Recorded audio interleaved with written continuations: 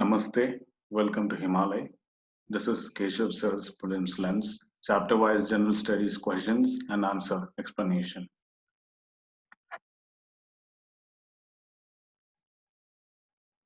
We'll be continuing with the history topics. The question: the concept of Eightfold Path forms the theme of A. Deepavamsha, B. Divyavadana, C. Mahaparinibban Sutta, D. Dharmachakra Parivartana Sutta. Eightfold Path was one of the Four Noble Truths given out by Gautam Buddha, who is the founder of Buddhism. The Four Noble Truths were: one, there is sorrow; number two, desire is the cause of sorrow; three, sorrow can be eliminated; number four, Eightfold Path is the way to eliminate sorrow. This Four Noble Truths he gave out in first sermon at Deer Park in Sarnath, and he set the wheel in motion, which we call as Dharma Chakra Parivartana. So this is mentioned in Dharma Chakra Parivartana Sutta. Okay, so the right option is option D. Question: which one of the following is not a part of the early Jain literature? Option A, Therigatha. Option B, Akaranga Sutra. Option C, Sutta Kritanga. Option D, Brihat Kalpa Sutra. Now, apart from option A, the other texts, they were actually, especially Akaranga Sutra, was one of the 12 Angas or the part of Agamas which were compiled based on the basis of teachings of Mahavir Jain. But option A, that is Therigatha, it is a Buddhist text and it is a collection of poems. So option A is not a part of early Jain literature. Just try to read about the contents of Akaranga Sutra, Sutra Kritanga, and Brihat Kalpa Sutra. Just try to go through that. Question: which of the following were common to both Buddhism and Jainism? Statement 1: avoidance of extremities of penance and enjoyment. Statement 2: indifference to the authority of Vedas. Statement 3: denial of efficacy of rituals. Statement 4: non-injury to animal life. Select the correct answer using the codes given.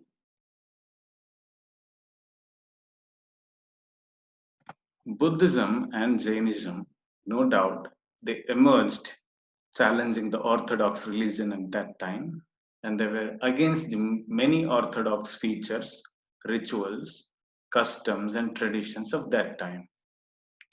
They rejected the authority of Vedas.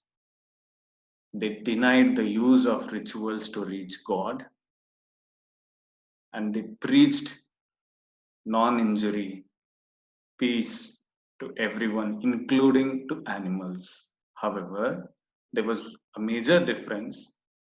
Buddhism preached middle path. However, Jainism called for extreme penance for extremities. So a more austere life to reach salvation. So while Buddhism preached middle path, Jainism called for extremity. So statement 1 is not a common feature of both Buddhism and Jainism. Rest are common. So the right option will be option B. Question: which of the following kingdoms were associated with the life of Buddha? 1. Avanti, 2. Gandhara, 3. Kosala, 4. Magadha. Select the correct answer using the code given below. Option A 1, 2 and 3, option B 2 and 4, option C 3 and 4, option D 1, 3 and 4. Now, if you look at ancient Buddhist texts, it says that Buddha was a descendant of Kosalan dynasty. And when he rejected his throne, he was living a life of monk who used to roam around mostly in the present day regions which formed a part of Magadha Janapada. Okay. If you look at map of 16 Janapadas, Avanti is too far, Gandhara is also too far for Buddha to roam. So the right options can be option 3 and option 4. Select the correct answer. So the right option is option C, which is Kosala and Magadha.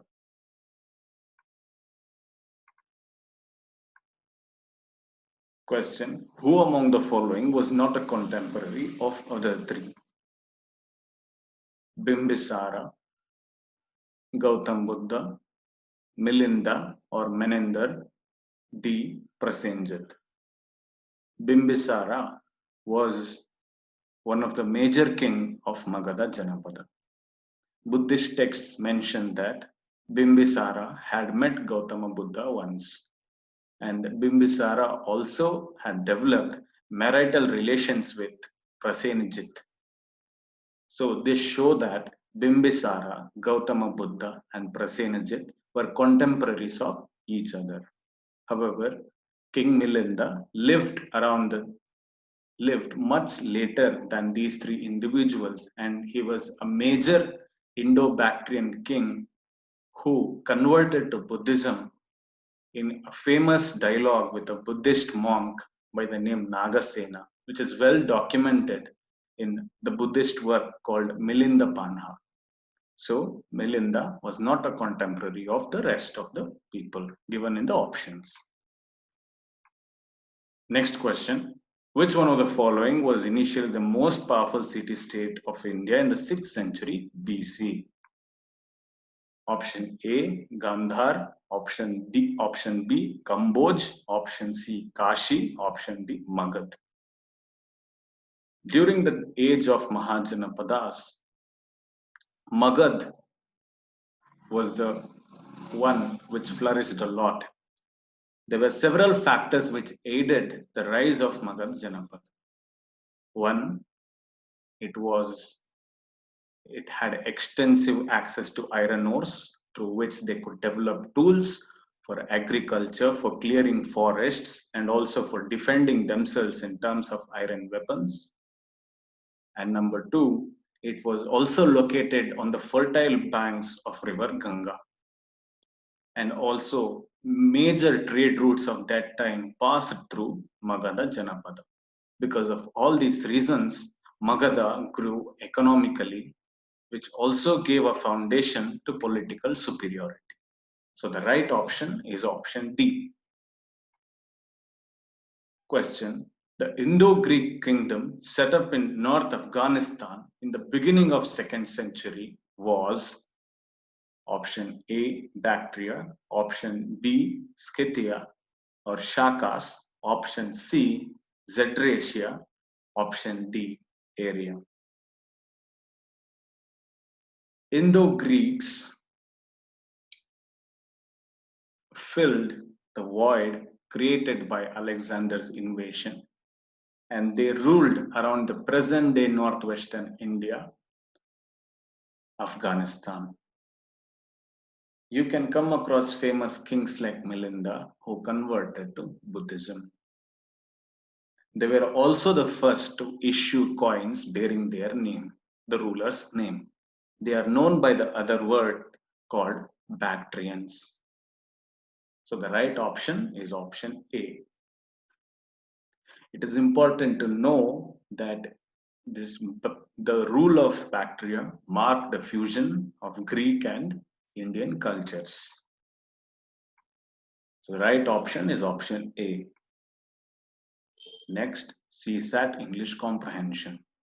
Now the directions for the following item is read the following passage and answer the items that follow the passages. Your answer to these items should be based on the passage only. So an instruction. telling, read the passage thoroughly and answer for what is limited within the passage only. Even though an answer might seem relevant, however, you should check whether it is based and restricted to the given passage only. This is the instruction. The passage reads, disruption of traditional institutions, identifications, and loyalties is likely to lead to ambivalent situations. It is possible that some people may renew their identification with traditional groups, whereas others align themselves with new groups and symbols emergent from processes of political development. In addition, political development tends to foster group awareness of a variety of class, tribe, region, clan, language, religion, occupation, and others. Now, if you look at the passages and read it multiple times, you can carry a message that when there is disruption of what was seen as normal, there will be two polarities. One, people will try to stick to new things, and number two, some people may try to retain the old things. And it may, when people try to retain that, there might be chances of politicization of what factors they are trying to retain. It may be class, it may be based on tribe, region, and so on. This is the message. Question: which or one of the following is the best explanation of the above passage? Option A, political development is not a unilinear process, for it involves both growth and decay. Option B, traditional societies succeed in resisting positive aspects of political development. Option C, it is impossible for traditional societies to break away from lingering loyalties. Option D, sustenance of traditional loyalties is conducive to political development. Now, if you look at option D, sustenance of traditional loyalties is conducive. No, it may not be just sustenance of traditional loyalties, but if people try to uh, take or else support new loyalties like modernity, it will also lead to political development. So option D is just highlighting one side of the picture and it is not completely correct as per the paragraph. Option C, it is impossible for traditional societies to break away from lingering loyalties. This is also providing one-sided view because there might be chances of disruption as the passage suggests. So option C also you can eliminate. Option B, traditional societies succeed in resisting positive aspects of political development. Once again, it goes against the essence of the paragraph that the that there might be a break in traditional loyalties. Okay, so option B is once again highlighting just one side of the picture. Now, option A, political development is not unilinear process, for it involves both growth and decay. Definitely, this seems more relevant to the given passage. Politics may be also about retaining the old identities. Also, it may be a phase where people try to stick to new things, which is as suggested in the paragraph. Okay, just to give an example, in Indian society, people may, for example, feminism is something that is an aspect of modern society, and many people subscribe to feminism. Okay, but there may be also a case that people some may think that women should be restricted to homes, and there might be also some politicization regarding such traditional ideas. Okay, so option A is the right and most suitable to the given passage. Thank you. All the best.